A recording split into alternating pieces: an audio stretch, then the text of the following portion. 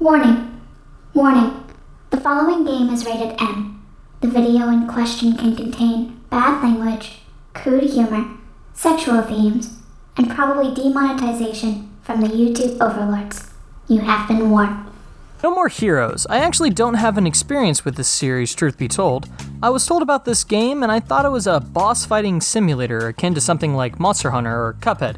But even those games had their little stages in between. But let's get the formalities out of the way. No More Heroes is an action hack-and-slash video game for the Nintendo Wii. This game came out in January 2008 over here in the West, made by Grasshopper Manufacturer. They made games like Lollipop Chainsaw and Shadow of the Damned. This will also be my first game with this studio, and since there is supposed to be a fourth game coming out for this series, I guess this game should be pretty good. For this review, I'll be looking at the Nintendo Wii version of this game. I heard that the PS3 one and the Xbox 360 fares the same, but hey, when do you really get a chance to use a sword with the Wii remote?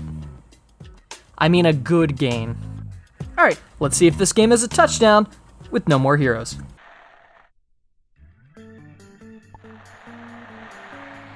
So the game begins with our hero, Travis Touchdown, and he is a stereotypical otaku who is into moe.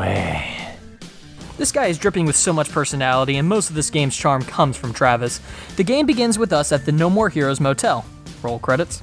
Travis lives in a poverty hotel room decorated with wrestling memorabilia and anime collectibles. After winning Totally Don't Sue Us Lucas and Disney Senpai Beam Katana in an internet auction, Travis needs money for anime and video games. Don't we all? And runs across the saucy little number Sylvia Christel, who tells him to go assassinate some drifter.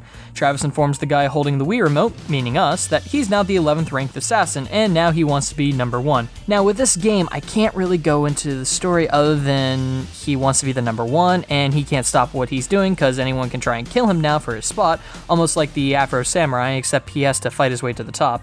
And his reasoning for doing so is to, well, get me some poontang. But what I'm trying to get at is that this game's best point is its writing, and if you have any interest at all in this game, go play it for the story alone. It's finally over. So with this game, what can I talk about? Well, it has its gameplay, and well, 1/3 of it's good.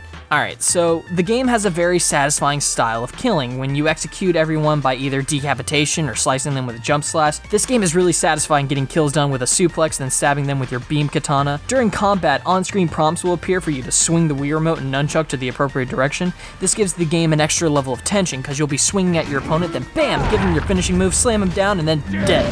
Instant money.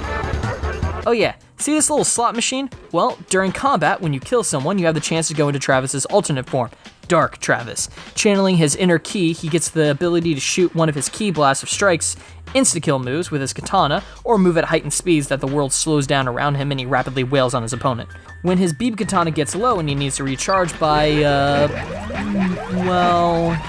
in a pinch, Travis will punch, kick, and suplex his way through enemies, making for some interesting gameplay. This is where the game shines, but this game did come out in the late 2000s, so this game has to have a hub world for no reason.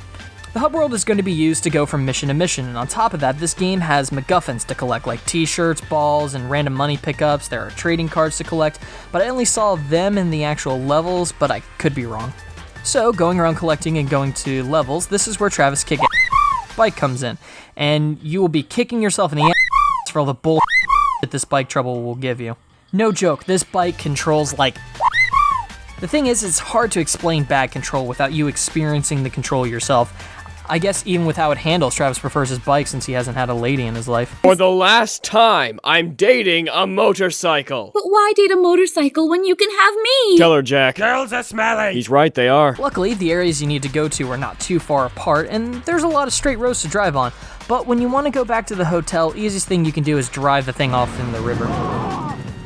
I love doing that. But if you misplace your bike, you can call your movie rental buddy and he'll deliver your bike for you. He's a pretty good guy.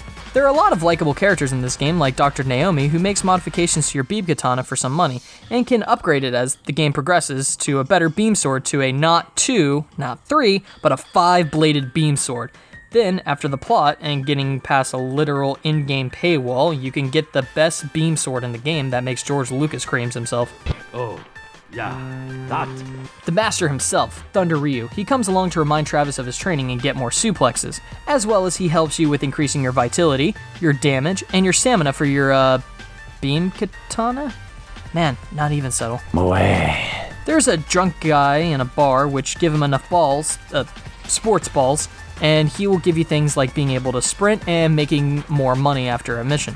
There are places where you can change Travis's apparel, like shirts, pants, glasses, and belt. Finally, there's the video store where you can buy movies for Travis to watch to learn new moves as well. Of course, you can play with Jean, which I always found time to do so, cause look at her, she's so cute. So to unlock the next stage, you have to pay to unlock with the in-game currency, making an in-game paywall. So what do? Well, before you can do any assassination missions, you have to do chores like mowing the lawn, collecting coconuts, picking up trash, and filling up gas for cars, which is exactly as fun as it sounds. Then, when you finish your chores, that translates into being able to go kill people for money, because that makes sense, right? So this is what I meant when 1/3 of the game is fun. Because while killing people and other assassins is fun, you play those for like 5 minutes and then 30 minutes of bullshit. It's scorpion killing and random fights to make enough money to play 5 more minutes of fun. So if this game has fun spurts, what drives you to get through the game? Well, the music in this game is pretty fun. The battle music is repetitive, but the same way Persona 5 battle music is repetitive. It's good for multiple listens. Other than that, I don't really remember any of the other tracks for the bosses. However, the thing I can sell this game on is the writing. The writing is hysterically absurd, and this game actually has a plot that I don't really want to spoil for you, like I said. But I will say, when you get to a certain point at the end, pause the game to hear what they are saying.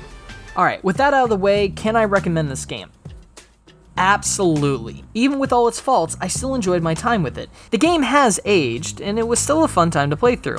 I would definitely recommend the PlayStation 3 and the Xbox 360 version of this game, No More Heroes, Heroes Paradise, because a lot of my complaints were fixed in this version, which I wish I knew before playing this on the Wii, but hey, I still enjoyed my time with the game. If you are interested in the motion control aspect, go for the PlayStation 3, since it has move support that the 360 lacks. From what I heard, you may want to try playing on Super Sweet mode on the PS3 for reasons.